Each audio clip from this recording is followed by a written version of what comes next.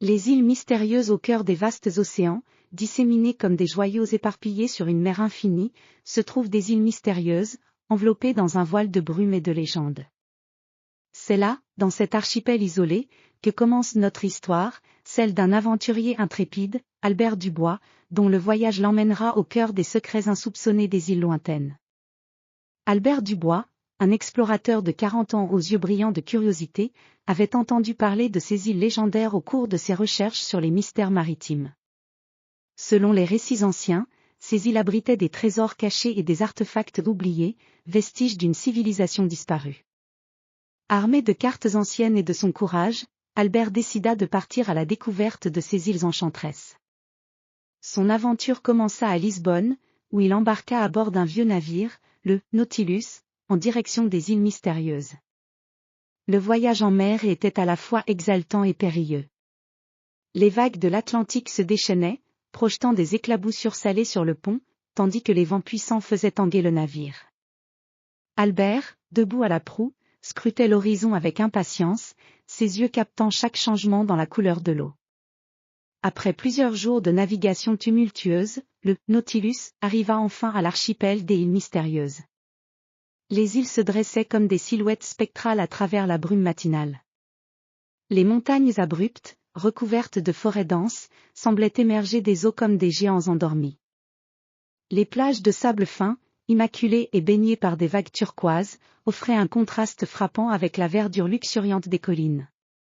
Albert débarqua sur la première île, une terre sauvage et préservée, où les arbres gigantesques semblaient murmurer des secrets anciens.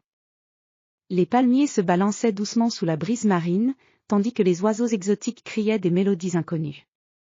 Il emprunta un sentier sinueux qui serpentait à travers la forêt dense. Les rayons du soleil perçaient à peine à travers le feuillage épais, créant des motifs lumineux dansant sur le sol. En explorant l'île, Albert découvrit des ruines antiques, recouvertes de lianes et de mousse. Les structures en pierre, partiellement englouties par la végétation, semblaient appartenir à une civilisation avancée ayant jadis prospéré sur ces terres. Les inscriptions gravées sur les murs déchiquetés, bien que difficilement lisibles, semblaient raconter des histoires de grandeur et de mystère. Albert s'attarda devant une grande stèle ornée de symboles étranges, ses doigts effleurant les gravures usées par le temps. Son exploration le conduisit ensuite à une grotte cachée derrière une cascade. Les murs de la grotte étaient parés de cristaux étincelants, et les échos des gouttes d'eau créaient une ambiance magique. En pénétrant plus profondément dans la grotte, Albert découvrit un coffre ancien, couvert de poussière et de toiles d'araignée. Son cœur battait la chamade alors qu'il ouvrait le coffre avec précaution. À l'intérieur, il trouva des artefacts précieux, des bijoux ornés de pierres précieuses, des manuscrits anciens et des objets en or.